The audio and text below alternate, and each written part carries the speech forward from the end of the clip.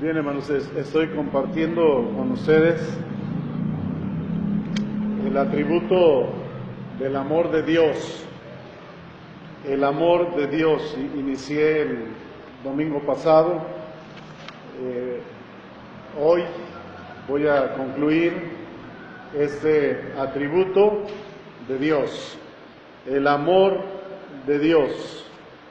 Y recuerdan que vimos algunos significados que da el diccionario acerca de lo que es el amor, y vimos también el significado de la palabra agapao, del idioma griego, que se acerca mucho a lo que es el amor de Dios. Decíamos que en nuestra sociedad pues hay diversidad de definiciones, de conceptos, y inclusive hay algunos que hacen su propia definición de lo que es el amor, y cada quien se acomoda como más le conviene, como más le gusta.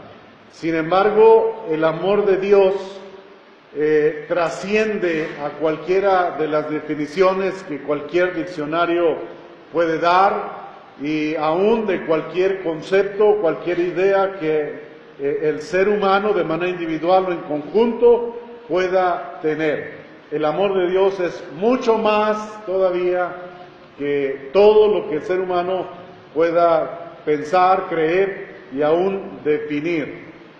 Así que pues el amor de Dios está por encima de todo, hermanos. Sin embargo, hay muchos conceptos o muchas ideas pues equivocadas acerca de lo que es el amor de Dios. Para que podamos tener una mejor idea, necesitamos verlo a la luz pues de toda la palabra de Dios. Algo que también les comentaba el domingo pasado, hermanos, es que el objeto primario del amor de Dios no somos los humanos. El objeto primario del amor de Dios es Él mismo. Él lo dice en su palabra y nosotros solamente tenemos que aceptarlo y creerlo. Sin embargo, aun cuando el objeto primario del amor de Dios sea Él mismo, Él ama a la humanidad. Así que esa es una de las cosas que vamos a ver en esta hora. El amor de Dios por la humanidad. De una manera, hermanos, tal vez incomprensible, Dios nos amó y nos ama por el hecho de que Él es amor y se ama a sí mismo. Es difícil entender por qué Dios nos ama, por qué Dios nos amó, por qué Dios ama a la humanidad. No es fácil entenderlo. Sin embargo, lo ha hecho, y lo ha hecho porque es amor y porque se ama a sí mismo. Ahora, ¿por qué digo que de una manera incomprensible? Porque así como la Biblia dice en Juan 3:16, porque de tal manera amó Dios al mundo, que ha dado a su Hijo unigénito, para que todo aquel que en Él cree no se pierda, mas tenga vida eterna.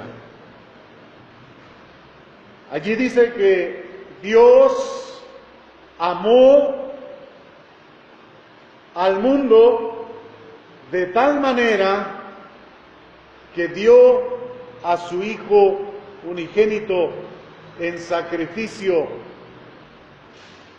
por la expiación de los pecados de aquellos que habían de venir a Jesucristo en arrepentimiento y fe para salvación y vida eterna.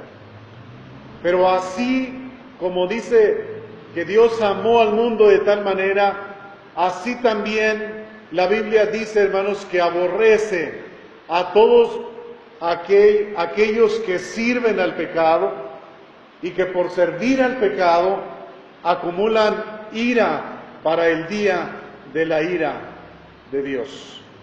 Romanos 1:18 dice lo siguiente, hermanos.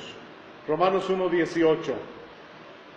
Porque la ira de Dios se revela desde el cielo contra toda impiedad e injusticia de los hombres que detienen con injusticia la verdad.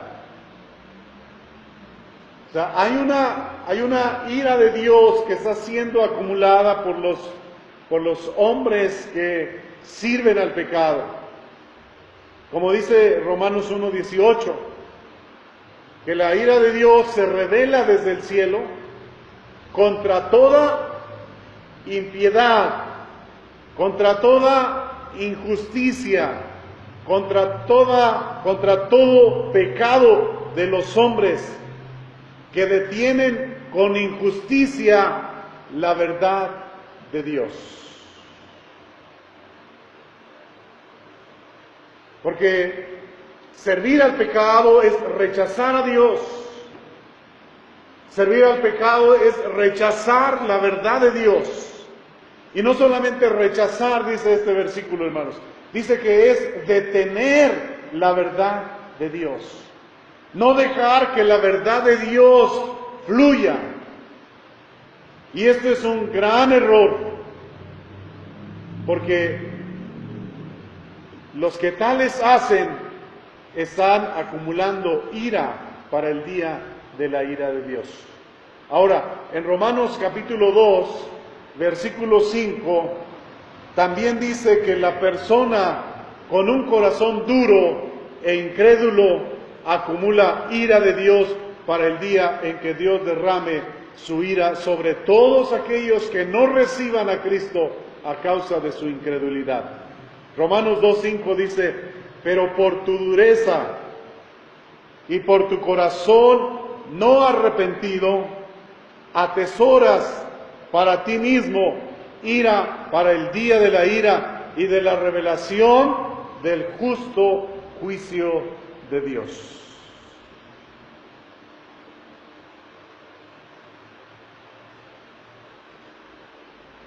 Por eso es que a veces es incomprensible el amor de Dios para con la humanidad, el amor de Dios para con nosotros, hermanos. Nadie merece ser el objeto del amor de Dios. No hay nada en nosotros. Ahora, sin embargo, también es muchas veces difícil de comprender cómo Dios ama a la humanidad. Porque miren lo que dice también en Romanos 9, versículo 13 al 16, hermanos. Romanos 9, 13 al 16 dice: como está escrito, a Jacob amé, mas a Esaú aborrecí. ¿Qué pues diremos? ¿Que hay injusticia en Dios? En ninguna manera. Ahora, ¿qué dice allí, hermanos? Que Dios amó a Jacob, pero no decidió amar a Esaú.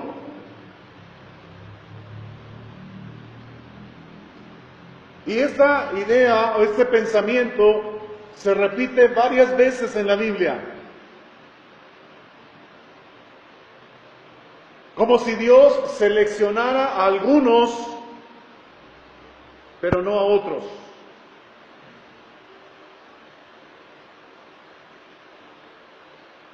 Hay dos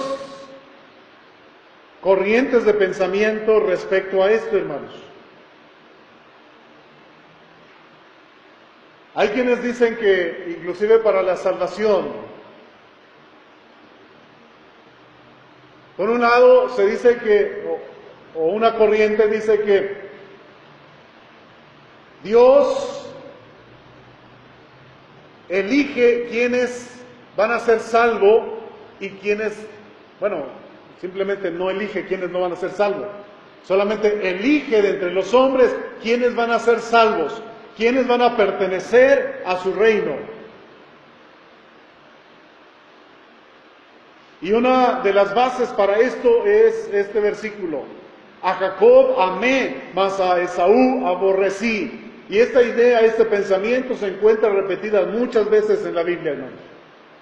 Y existe la otra corriente en el que dice que no es que Dios haya elegido, sino que el ser humano es el que decide aceptar o rechazar a Cristo Jesús.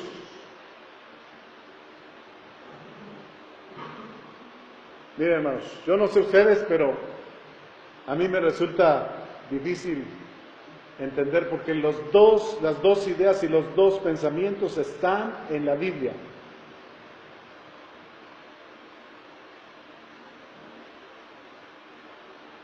Pero una cosa sé, no soy yo el que va a definirlo. Yo no tengo problemas con ninguna de las dos formas de pensamiento. Si Dios decide quiénes van a ser salvos, bueno, es su decisión. Si Él decide amar a algunos y no a todos, es su decisión. Por eso pregunta aquí el apóstol Pablo, ¿por esto Dios es injusto? No, porque está en su libre decisión, en su soberanía, decidir y hacer lo que Él quiera. Y como Él quiera. Pero si Él decide amar a toda la humanidad, está en su libre libertad de hacerlo también. ¿Quién lo puede impedir?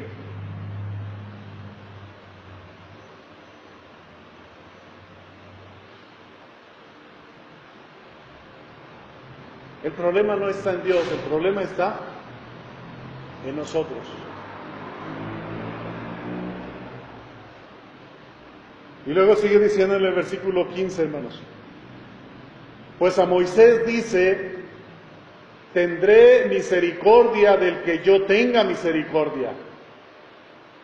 Y me compadeceré del que yo me compadezca. Así que no depende del que quiere, ni del que corre, sino de Dios que tiene misericordia.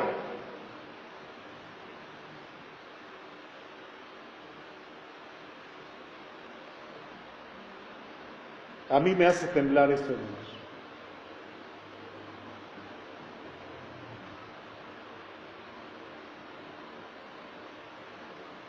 No depende del que quiere, ni del que corre, sino Dios que tiene misericordia.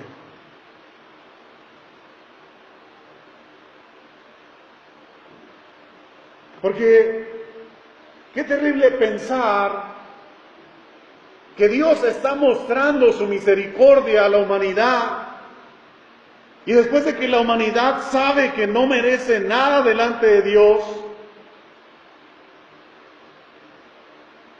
y pensar que no merecemos el amor de Dios, ni la misericordia de Dios, ni nada de lo que Dios puede darnos, sabiendo eso y sabiendo nuestra condición en la que nos encontramos, es terrible que todavía nos resistamos al llamado de Dios.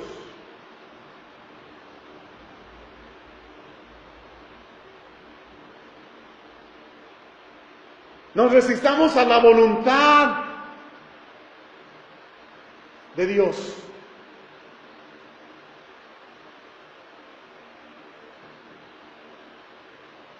Y todavía algunos se atreven a poner tiempo, todavía no, cuando pasen algunos años más, cuando ya sea grande, cuando termine mi trabajo, cuando deje de hacer esto, cuando logre mis planes, cuando esto y aquello, entonces ahora voy a decidir seguir al Señor. Qué terrible es esto, hermanos.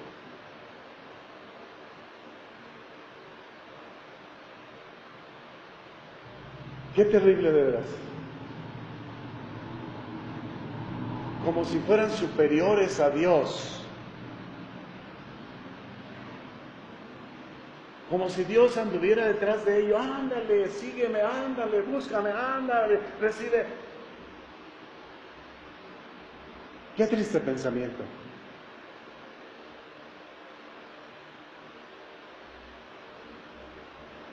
Pero ese es el tipo de Dios que muchos se han creado. Y están pensando que es el Dios verdadero. Terrible engaño, terrible cuando se den cuenta que estaban equivocados. Porque no depende del que quiere, sino de Dios, quien tiene misericordia. Si te dice, ven, ve.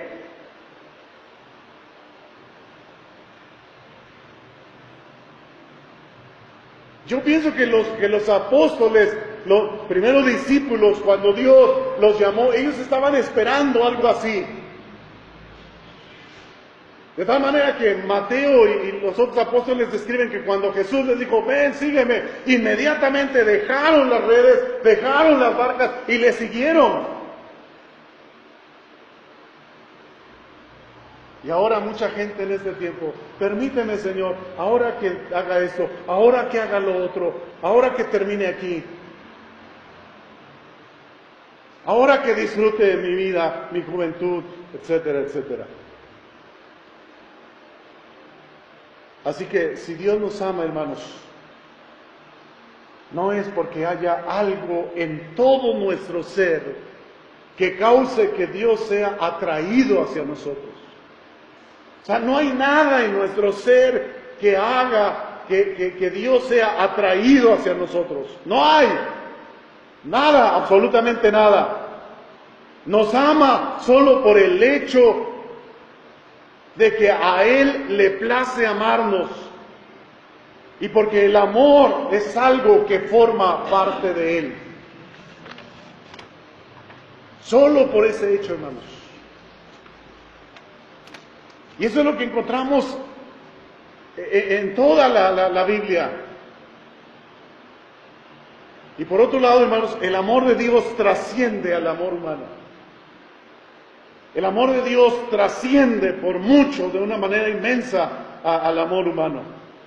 Y otra vez, hermanos, no podemos seguir hablando del amor de Dios sin volver a referirnos al amor que Dios se tiene a sí mismo. Todo el amor que Dios nos mostró a nosotros en una manifestación, es una manifestación del gran amor que se tiene a sí mismo. Otra vez, todo el amor que Dios nos mostró y nos muestra a nosotros es una manifestación del gran amor que se tiene a sí mismo. No somos nosotros el objeto primario de su amor.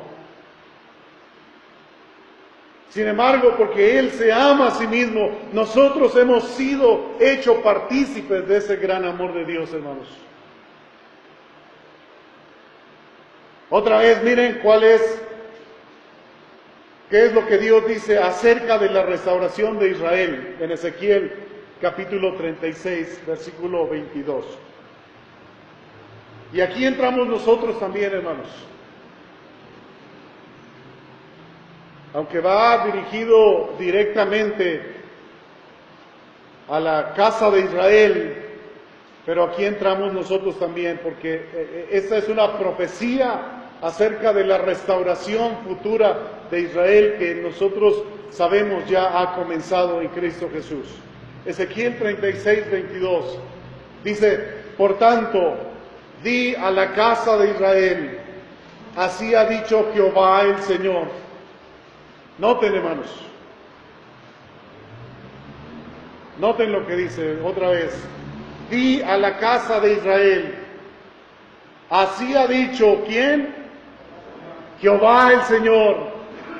No lo hago por ustedes, oh casa de Israel, sino por causa de mi santo nombre, el cual profanaron ustedes entre las naciones a donde han llegado. Y santificaré mi grande nombre, profanado entre las naciones, el cual profanaron ustedes en medio de ellas, y sabrán las naciones que yo soy Jehová, dice Jehová el Señor, cuando sea santificado en ustedes delante de sus ojos. ¿No encuentran algo maravilloso en esto, hermanos?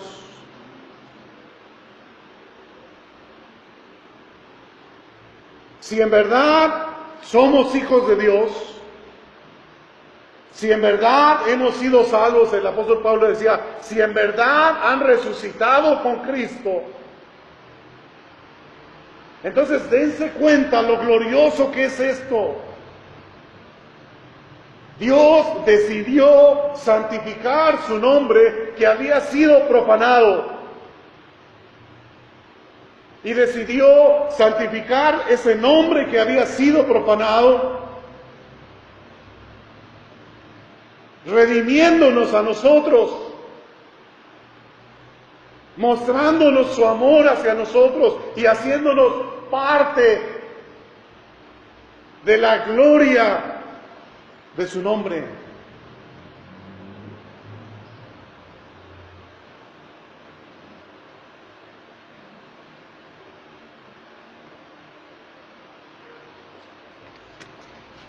Hay personajes importantes entre los seres humanos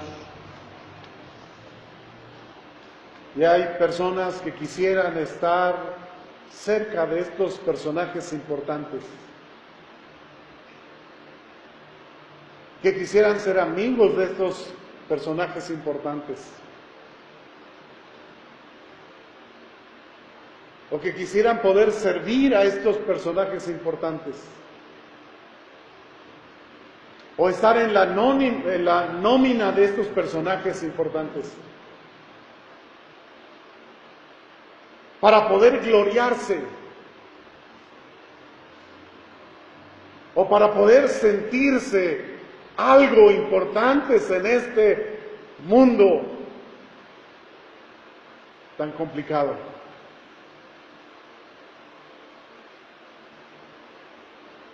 Para poder sentirse que no pasan desapercibidos en este mundo.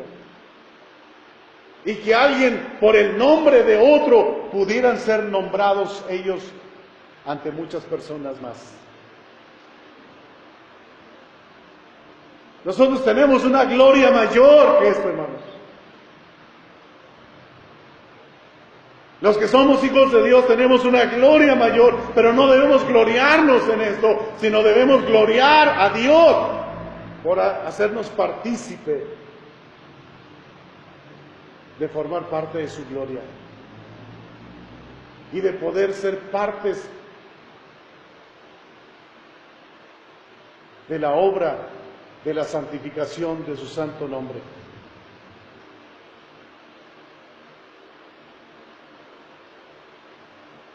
La restauración de Israel, hermanos, comenzó con Cristo en su venida como el Mesías. Y al inaugurar su reino, que ahora está en desarrollo y pronto llegará a su plenitud, nosotros formamos parte de este reino. Por lo tanto, como les decía, estas palabras se aplican a nosotros. Pero notemos lo que el Señor nos dice a nosotros. Ustedes son salvos. Yo los he salvado a ustedes, pero no es por ustedes. Es por mí. Es para santificar mi nombre. Por eso el apóstol Pablo decía, no se jacten. No se jacten de que son salvos. No se jacten de que han sido el objeto del amor de Dios. Al contrario, teman. Esto debe llevarnos a humillarnos delante de Dios. Porque si no fuera por su misericordia, como se decía hace rato, ya hubiésemos sido consumidos.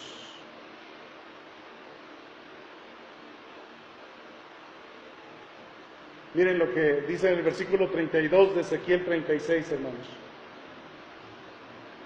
Ustedes pueden leer de manera más detenida todo el capítulo 36 de Ezequiel. Pero ahora en el versículo 32 dice, no lo hago por ustedes. Miren cómo Dios le dice a Israel, hermanos. No lo hago por ustedes. ¿Y saben a quién se estaba refiriendo, hermanos? No a todo el pueblo de Israel. Se estaba refiriendo al remanente del pueblo de Israel. A ese grupo pequeño que Dios salvó en el pasado. Pero no antes de Cristo, sino en el tiempo de Cristo y poco tiempo después de Cristo, y los que sigue salvando en este tiempo y los que seguirá salvando en el tiempo futuro. A ese remanente del pueblo de Israel se está refiriendo, pero les dice, no lo hago por ustedes, no lo hago por ustedes, dice Jehová el Señor. Sépanlo bien, o sea, ténganlo bien presente, no lo hago por ustedes. Ya lo dijo antes, lo hago por mí mismo, lo hago para santificar mi nombre. Cuando escuchamos estas palabras, hermanos, cuando estaba yo leyendo esto y meditando en esto, dije con razón, cuando Jesús hablaba a los que le escuchaban, llegó el momento en que la gente dijo, uno de sus discípulos, pero dijo, dura es esta palabra. Dura es esta palabra. Dice que muchos comenzaron a retirarse, dejaron de seguir a Jesús, dejaron de escuchar a Jesús. Y entonces Jesús le dice a sus discípulos, a sus apóstoles, ¿quieren irse ustedes también? Adelante. Porque las cosas son así y no van a cambiar. No son de otra manera. O sea, no es como ustedes piensan, no es como ustedes quieran, es como son las cosas.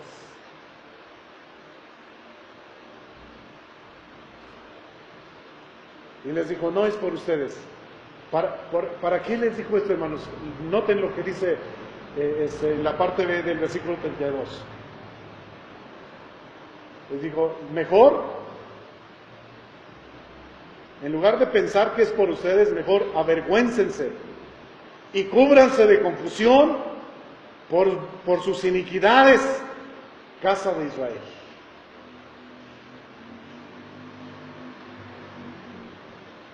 Si estamos tomando estas palabras, hermanos, que el Señor nos dice, los que creemos que somos salvos,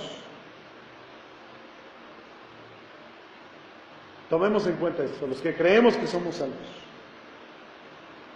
No nos ha salvado porque hay algo bueno en nosotros.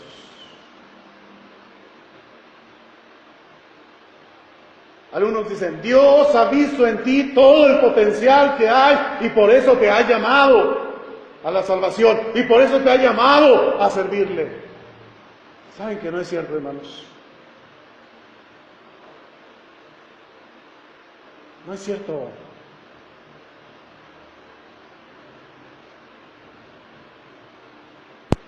No es por nosotros, es por Él. Entonces, dice que tenemos que avergonzarnos cuando todavía pecamos delante de Dios, hermanos. Ya no practicamos el pecado, pero todavía pecamos.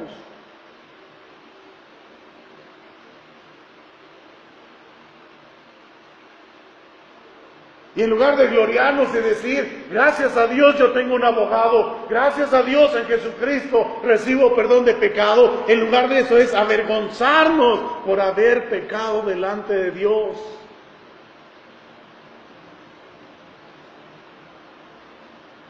E inmediatamente rechazar y abandonar ese pecado que todavía nos hace entristecer al Espíritu Santo y a Dios.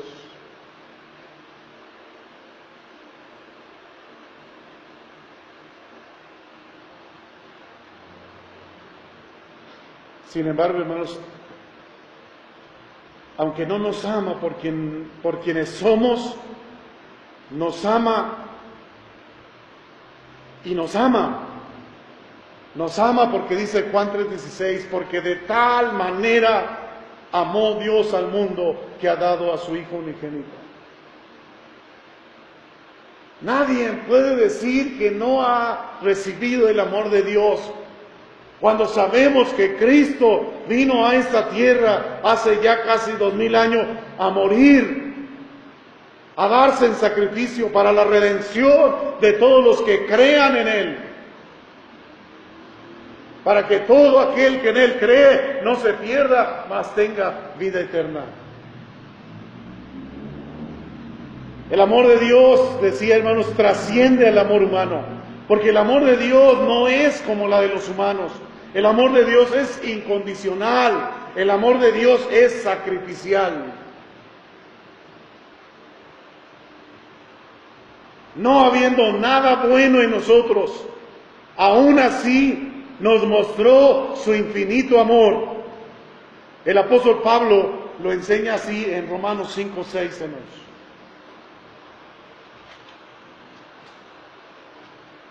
Nos mostró su amor. Miren Romanos 5:6 al 8.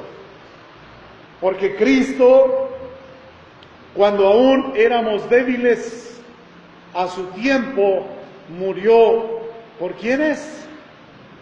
Por los impíos. ¿Qué éramos nosotros, hermanos? Éramos impíos.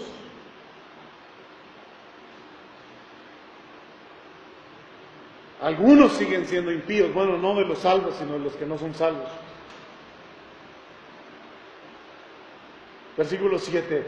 Ciertamente, dice, apenas moriría alguno por un justo. Con todo, pudiera ser que alguno osara o se negara morir por el bueno.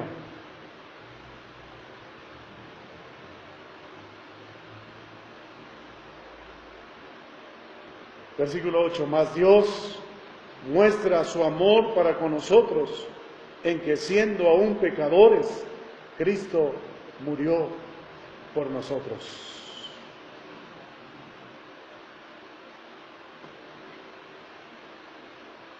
Eso debe levantarnos el ánimo, hermanos. Eso debe causar gozo en nuestros corazones. Eso debe traernos paz, la paz de Cristo.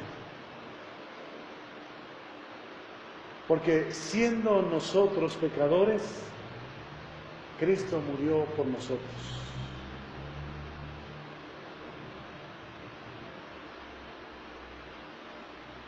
Dios nos ha mostrado su gran amor.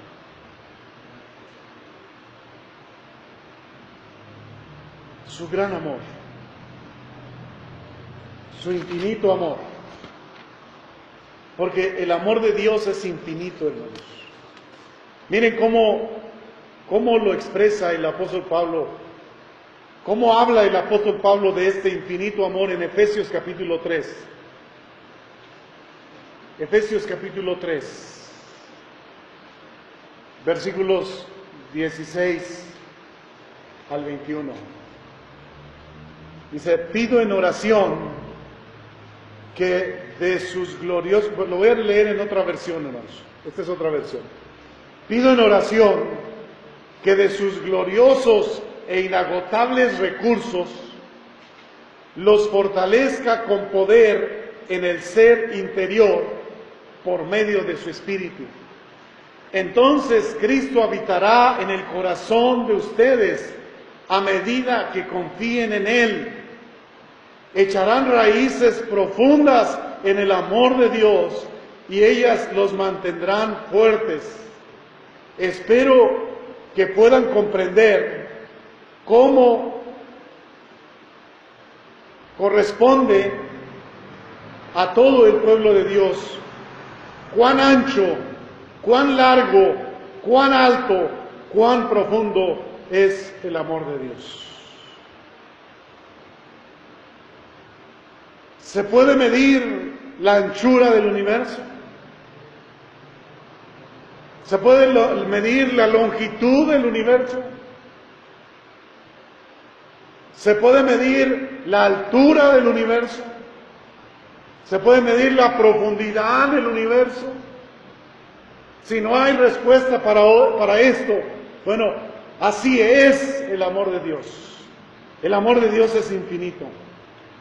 Y dice el versículo 19, es mi deseo que experimenten el amor de Cristo, aun cuando es demasiado grande para comprenderlo todo. Entonces serán completos con toda la plenitud de la vida y el poder que proviene de Dios. Y ahora, que toda la iglesia sea para Dios, quien puede lograr mucho más de lo que pudiéramos pedir o incluso imaginar mediante su gran poder que actúa en nosotros. Gloria a Él en la iglesia, en Cristo Jesús, por todas las generaciones, desde hoy y para siempre. Amén. El apóstol Pablo se emocionaba, hermanos. Cuando pensaba en el amor de Dios, la inmensidad del amor de Dios, la infinitud del amor de Dios. Cuando él podía experimentar algo de ese inmenso amor de Dios, de ese infinito amor de Dios, hermanos, lo llevaba a decir lo que dice el versículo 21. Gloria a Él en la iglesia y en Cristo Jesús por todas las generaciones, desde hoy y para siempre. Amén.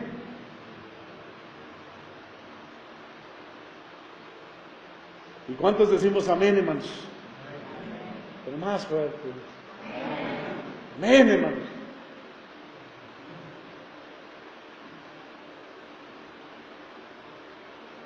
¿No merece Él toda la gloria, toda la honra, toda la alabanza, todo el poder, toda la autoridad?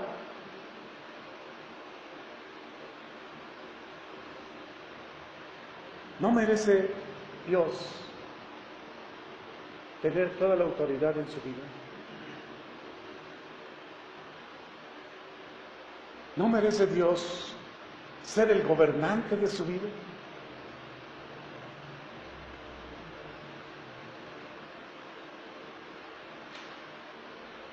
No hay nada que Él no merezca.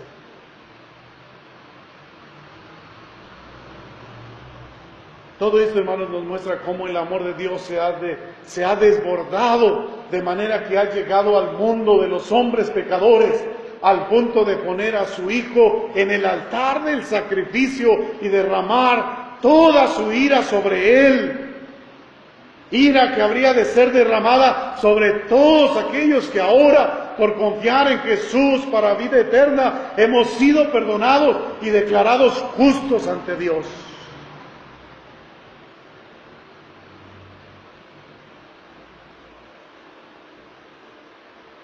Toda esa ira de Dios debía caer sobre nosotros.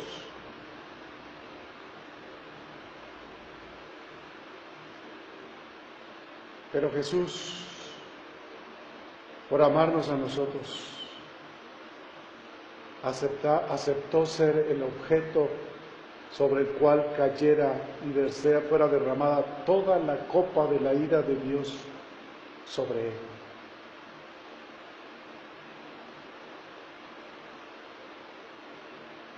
Por salvarnos a nosotros, por redimirnos, por darnos vida eterna. Pero no debemos pasar por alto que nos ha perdonado y nos ha salvado de su ira y nos ha dado vida eterna en Cristo solo por amor a sí mismo, como Él lo dice en Isaías 43, 25, hermanos. Miren lo que dice Isaías 43, 25.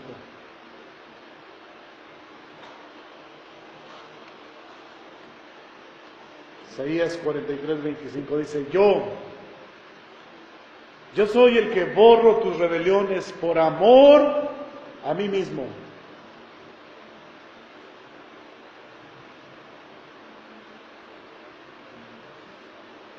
Dios nos ha borrado nuestros pecados. ¿Por qué, hermanos? Por nuestra fe en Jesús. Primeramente, porque Dios se ama a sí mismo. Y después, por la fe que nosotros hemos puesto en Jesús. Pero también debemos saber que esa fe que nosotros hemos puesto en Jesús no vino de nosotros. Fue algo que Dios colocó en nosotros.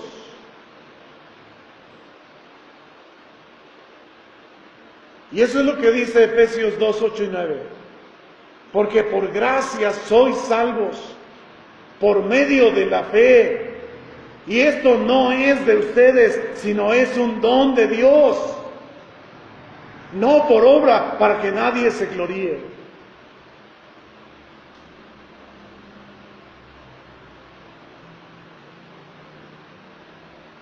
La fe que nosotros tuvimos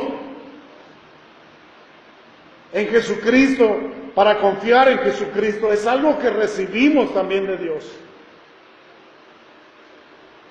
¿Y por qué Dios puso esa fe en nosotros, hermanos? Por amor a sí mismo. Y Dios nos ha perdonado a nosotros por amor a sí mismo. Y dice, y les he perdonado y no me acordaré más de tus pecados.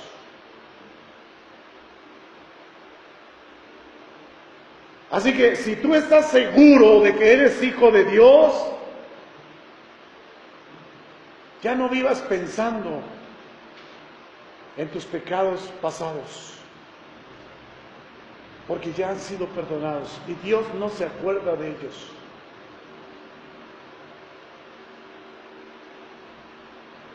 Que no te limiten en ese tiempo para que puedas seguir y servir al Señor lo mejor que puedas. Miren lo que dice Isaías 43, 7. Todos los llamados de mi nombre, para gloria mía, los he creado, los formé y los hice. Y esto no se refiere, hermanos, al pueblo de Israel en sí, se refiere a su pueblo redimido, incluyendo a los de Israel, incluyéndonos a nosotros,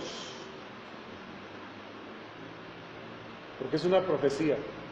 Todos los llamados de mi nombre, ahí estamos incluidos nosotros, para gloria mía los he creado, los formé y los hice. Fuimos creados para gloria de Dios, fuimos llamados para la gloria de Dios. Nos hizo para la gloria de Él. Y cualquiera que no viva su vida en la tierra para la gloria de Dios, ha de revisar si en verdad ha sido salvado. Dios ama de una manera inmensa e infinita, hermanos. Nadie puede superar el amor de Dios. Ahora, hermanos, por todo lo que hemos estado hablando aquí, porque esto es así, tomemos conciencia cada uno de nosotros y consideremos cómo hemos sido beneficiados con el amor de Dios. Considera cómo has sido tú beneficiado con el amor de Dios. De manera que al considerar esto, seamos impulsados a amar a Dios como Jesús lo dijo en Mateo 22, 37.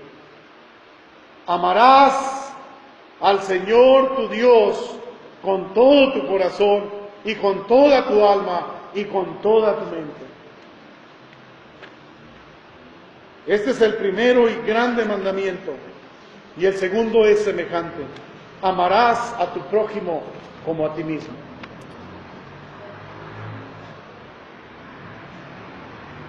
Si nos damos cuenta, hermanos. O sea, ¿cómo no amar a nuestros hermanos?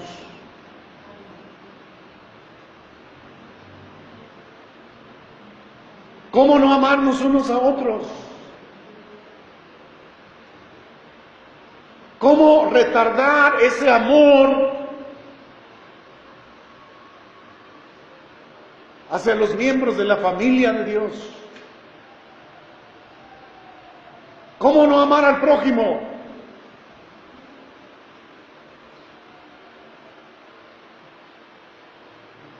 Si Dios nos ha amado de una manera infinita.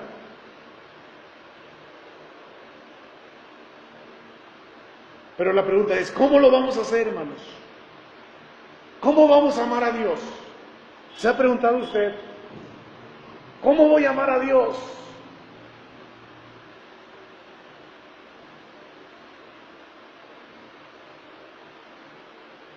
¿Cómo vamos a mostrar que en verdad estamos amando a Dios? Y tal vez no mostrar, sino vivirlo.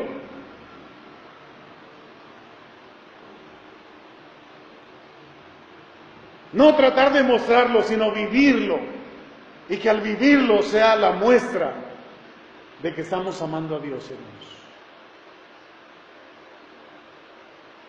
¿Cómo lo vamos a hacer?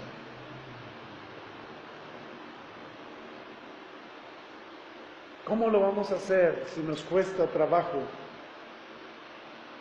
acomodar nuestros tiempos, organizar nuestro tiempo para tomar cada día un buen tiempo de oración, de comunicación, de comunión con Dios? ¿Cómo lo vamos a hacer si a veces salimos a las carreras? Y apenas 2, 3, 5 minutos, apenas para pedirle que nos ayude en el día. ¿Cómo lo vamos a hacer si no acomodamos nuestros tiempos como para tener un tiempo de lectura diaria de la palabra de Dios? Y no 5 versículos nada más, sino más. Por el deseo de conocer qué es lo que Dios nos ha revelado en su palabra.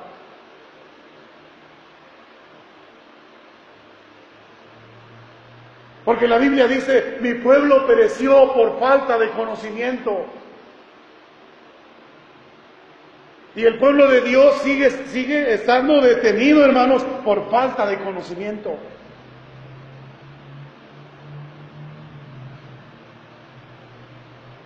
No de memorización, sino de conocer cuál es el plan de Dios.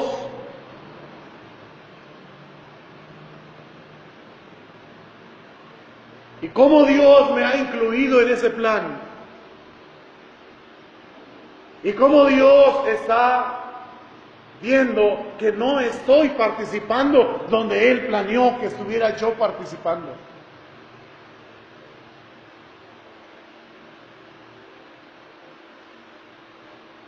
Para comprender cuál es el propósito de la iglesia.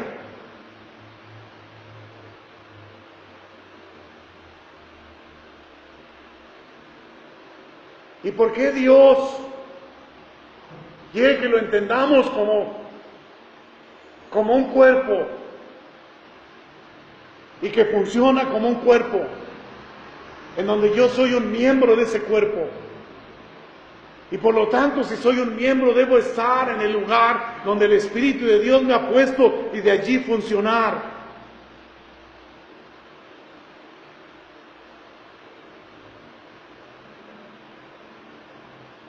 ¿Cómo vamos a amar a Dios con todo nuestro corazón, con toda nuestra mente, con toda nuestra alma y con todas nuestras fuerzas? Si a veces leemos la palabra de Dios e ignoramos lo que Dios nos manda a hacer. ¿Cómo lo vamos a hacer? Ahora, no estoy generalizando, hermanos, pero pasa con muchos. El apóstol Juan escribe la mayor parte de su carta, primera carta, hablando acerca del amor de Dios y la imperante necesidad de que como hijos de Dios vivamos ese amor.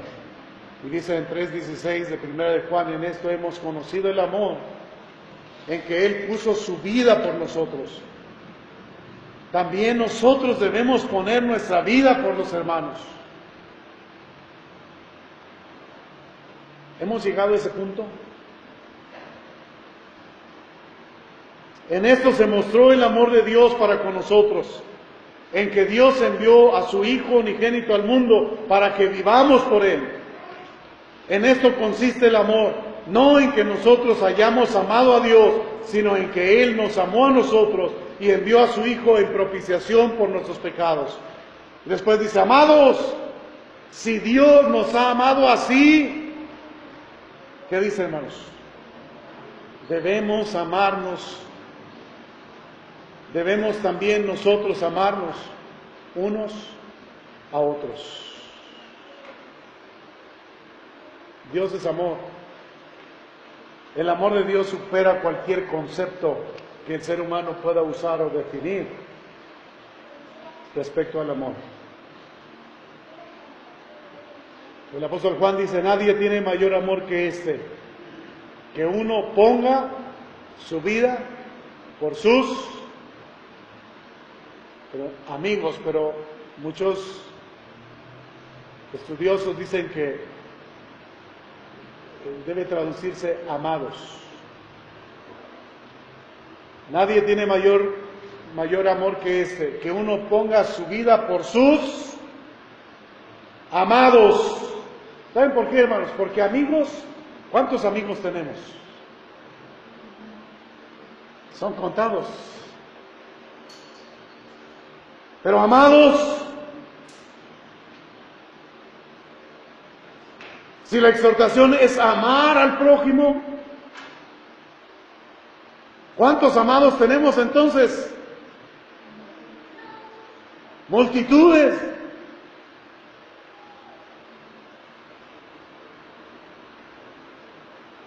En eso consiste el amor, no en que nosotros hayamos amado a Dios, sino en que Él nos amó a nosotros, hermanos. Ese es Dios. Ese es Dios.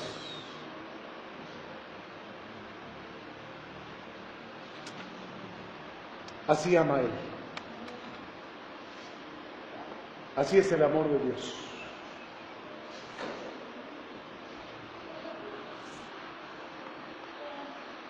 ¿Amamos nosotros a Dios? ¿Amamos a nuestro prójimo?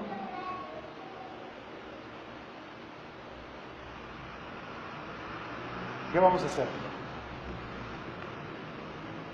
Hay una cosa muy importante, hermanos. Jesús dijo, si me aman, Juan 14:15, si me aman, guarden mis mandamientos. Si me aman, guarden mis mandamientos. Pero aquí hay una cosa muy interesante, hermanos. Porque podemos entenderlo en dos formas. Podemos entenderlo como que Jesús está diciendo, demuéstrame que me amas guardando mis mandamientos. Pero ¿saben que no es lo que está diciendo, hermanos?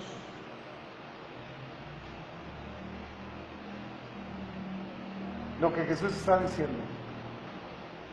Si ustedes en verdad me aman, van a guardar mis mandamientos. O sea, van a poder guardar mis mandamientos. Si no me aman, no van a poder guardar mis mandamientos.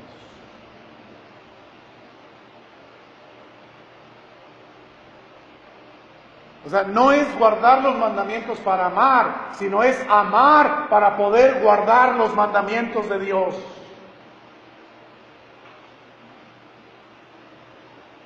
¿Saben por qué, hermanos? Yo creo que ustedes lo han intentado muchas veces. Hay muchas cosas que ustedes han intentado y yo he intentado también. Yo quiero guardar este mandamiento de Dios, quiero guardar este mandamiento de Dios. Y lo hago y lo hacemos y de repente nos damos cuenta que hemos fallado. Pero cuando lo hacemos por amor, simplemente guardamos los mandamientos. Eso es lo que el Señor está diciendo ahí, hermanos. Vamos a orar.